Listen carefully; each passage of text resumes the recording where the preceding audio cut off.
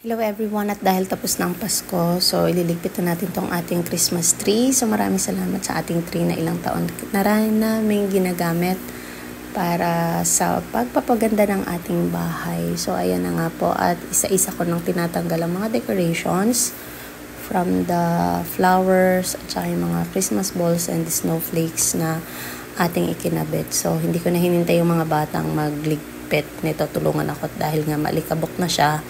At medyo matagal ko na rin itong nagamit. Enough namin to since October. So, ayan. So, madali lang natin siyang ikinabit and pailawan muna natin. Magana pa rin naman yung Christmas light. So, gagamitin na lang ulit natin to sa susunod na Pasko. So, maraming salamat ulit sa ating Christmas tree na 3 taon na nating ikinakabit. Strong ka ko na siya. Ililigpit na natin siya. Pero lilinisan ko muna to bago ko